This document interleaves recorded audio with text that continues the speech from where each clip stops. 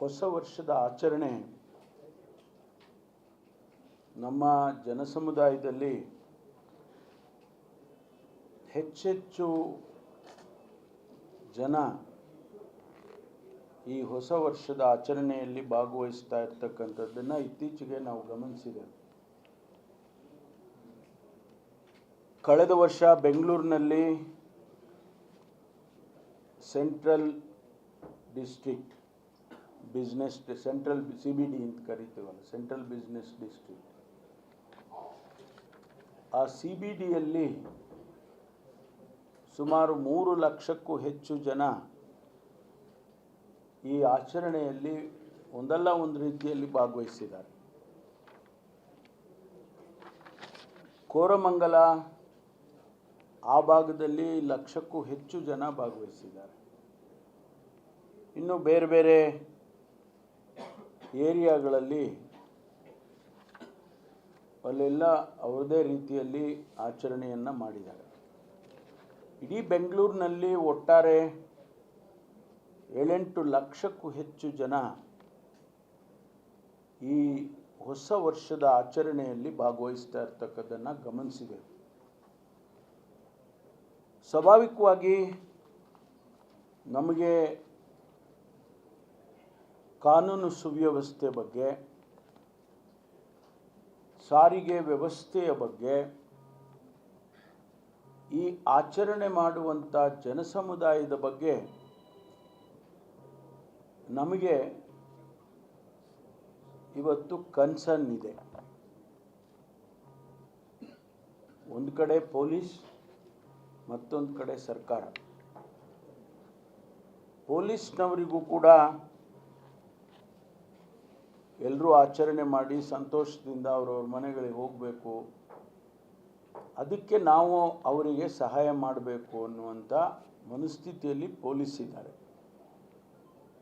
ಸರ್ಕಾರ ಇಷ್ಟೆಲ್ಲ ಜನ ಬೆಂಗಳೂರು ಸಿಟಿಗೆ ಬರ್ತಾರೆ, ಭಾಳ ಜನ ಹೊರಗಡೆಯಿಂದನೂ ಬರ್ತಾರೆ, ಇಲ್ಲಿರೋರು ಇದ್ದಾರೆ, ಅವರೆಲ್ಲ ಸಂತೋಷವಾಗಿ ಆಚರಣೆ ಮಾಡಿಕೊಂಡು ಹೋಗಲಿ ಎನ್ನುವಂಥದ್ದು ಸರ್ಕಾರಕ್ಕೂ ಕೂಡ ಇರುವಂಥ ಮನಸ್ಥಿತಿ.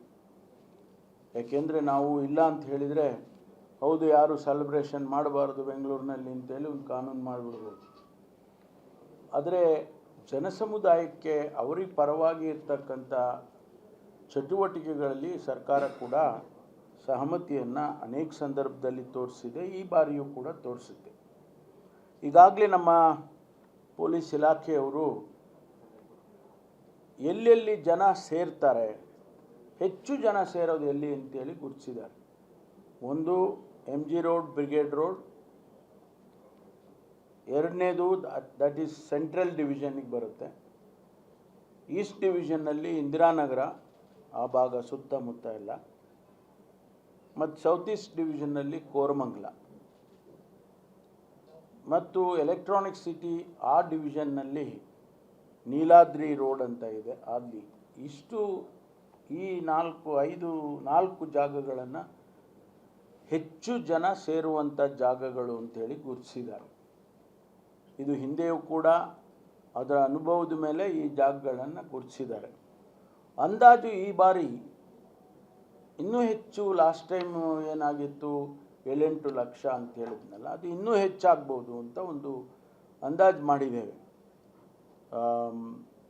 ಒಂದು 10 ಲಕ್ಷಕ್ಕೂ ಹೆಚ್ಚು ಜನ ಬೆಂಗಳೂರು ಸಿಟಿಯಲ್ಲಿ ಒಂದು ಅಂದಾಜಿನ ಮೇಲೆ ಸೇರ್ಬೋದು ಅಂತೇಳಿ ನಾವು ಊಹೆ ಮಾಡಿದ್ದೇವೆ. ಸ್ವಾಭಾವಿಕವಾಗಿ ನಮಗೆ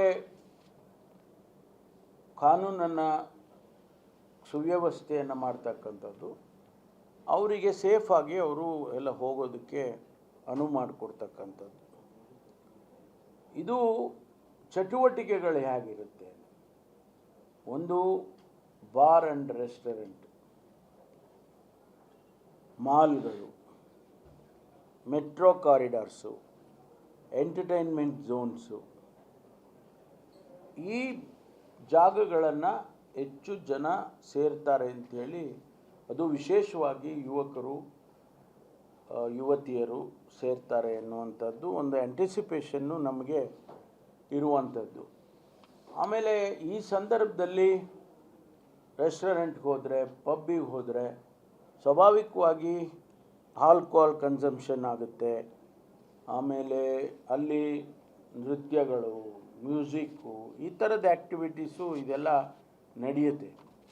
ಅದಕ್ಕೆ ನಾವು ಕೆಲವು ಕ್ರಮಗಳನ್ನು ತಗೊಂಡಿದ್ದೇವೆ. ಆ ಕ್ರಮಗಳಲ್ಲಿ ಏನಪ್ಪ ಅಂತ ಹೇಳಿದರೆ, ಅಲ್ಲಿ ಸುಮಾರು 20 ವಾಚ್ ಟವರ್ಗಳನ್ನು ಎಲ್ಲೆಲ್ಲಿ ನಮಗೆ ಅವಶ್ಯಕತೆ ಇದೆ ಅಂತೇಳಿ ಗುರುತಿಸಿದ್ದಾರೆ ಅಲ್ಲಿ ಮಾಡ್ತಕ್ಕಂಥದ್ದು. ಫೋಕಸ್ ಲೈಟ್ಗಳನ್ನು ಕೂಡ ಜನ ಕತ್ತಲಿರಬಾರ್ದಲ್ಲ, ಕತ್ತಲಾದರೆ ಅಲ್ಲಿ ಬೇರೆ ಬೇರೆ ರೀತಿಯಲ್ಲಿ ಆ್ಯಕ್ಟಿವಿಟಿ ಆಗಿಬಿಡ್ಬೋದು ಅನ್ನೋ ಒಂದು ಊಹೆ. ಅದಕ್ಕೆ 180 ಕಡೆ ನಾವು ಈ ಫೋಕಸ್ ಲೈಟ್ಸನ್ನು ಹಾಕ್ತೇವೆ. ಆ್ಯಕ್ಸೆಸ್ ಕಂಟ್ರೋಲ್ ಅಂತಂದರೆ ಇಮಿಡಿಯೇಟಾಗಿ ಪೊಲೀಸಿಗೆ ಹೋಗಿ ಏನಾದರೂ ಇನ್ಫಾರ್ಮೇಷನ್ ಕೊಡ್ತಕ್ಕಂಥದ್ದಾಗಲಿ ಅಥವಾ ಪೊಲೀಸ್ ಹೆಲ್ಪ್ ಅಂತ ಏನು ಆ್ಯಕ್ಸೆಸ್ ಕಂಟ್ರೋಲ್ ಮಾಡಿ 9 ಕಡೆ ಮಾಡಿದ್ದೇವೆ. 6 ಕಡೆ ನಾವು ಈ ವೆಹಿಕಲ್ ಚೆಕ್ಕಿಂಗ್ ಮಾಡ್ತಕ್ಕಂಥದ್ದು. ಈಗ ಲಿಕ್ಕರ್ ಕನ್ಸಂಪ್ಷನ್ ಅಂತಲೇ ಅಷ್ಟೇ ಅಲ್ಲ, ಬೇರೆ ಬೇರೆ ರೀತಿಯಲ್ಲಿ ನಾವು ಚೆಕ್ ಮಾಡೋದಕ್ಕೆ ವೆಹಿಕಲ್ಸನ್ನು 6 ಕಡೆ ವೆಹಿಕಲ್ ಚೆಕ್ಕಿಂಗ್ ಮಾಡೋದಕ್ಕೆ ಮಾಡಿದ್ದೇವೆ. ಆಮೇಲೆ ಕೆಲವು ಸಂದರ್ಭದಲ್ಲಿ ಬಸ್ ಸಿಗೋದಿಲ್ಲ. ಈಗ ಓಲಾ ಉಬರ್ ಇವೆಲ್ಲ ಇದ್ದಾವಲ್ಲ, ಅವೆಲ್ಲ ಜಾಮ್ ಆಗಿಬಿಡ್ತವೆ, ಏನು ಸಿಗೋದಿಲ್ಲ ವೆಹಿಕಲ್ಸು, ಮನೆಗೆ ಹೋಗಬೇಕು, ಏನು ಮಾಡ್ತಾರೆ? ಅದಕ್ಕೆ ನಾವೇನು ಮಾಡಿದ್ದೀವಿ ಅಂತ ಒಂದು 8 ಕಡೆ ಕಾರಿನ ವ್ಯವಸ್ಥೆನೂ ಮಾಡಿರ್ತೀವಿ, ನಮ್ಮ ವೆಹಿಕಲ್ಸ್ಗಳು ಪೊಲೀಸ್ ವೆಹಿಕಲ್ಸ್ಗಳ ವ್ಯವಸ್ಥೆನೂ ಮಾಡಿರ್ತೀವಿ. ಅವ್ರನ್ನ ಕರ್ಕೊಂಡೋಗಿ ಅವರ ಮನೆ ಹತ್ತಿರ ಬಿಡ್ತಕ್ಕಂಥ ವ್ಯವಸ್ಥೆಯನ್ನು ಮಾಡಿರ್ತೇವೆ. ಅದು 8 ಕಡೆ ಮಾಡಿದ್ದೇವೆ. ಈಗ ಸಾವಿರಾರು CCTV ಕ್ಯಾಮ್ರಾಗಳಿದೆ. ಇದಕ್ಕಾಗಿ ಈ ಸೆಲೆಬ್ರೇಷನ್ ವಿಚಾರದಲ್ಲೇ ನಾವು ಎಕ್ಸ್ಟ್ರಾ ಮಾಡ್ತೀವಿ. ಎಕ್ಸ್ಟ್ರಾ ಟೆಂಪರರಿಯಾಗಿ ಒಂದು 250 ಕಡೆ CCTVಗಳನ್ನ ಹಾಕ್ತೇವೆ.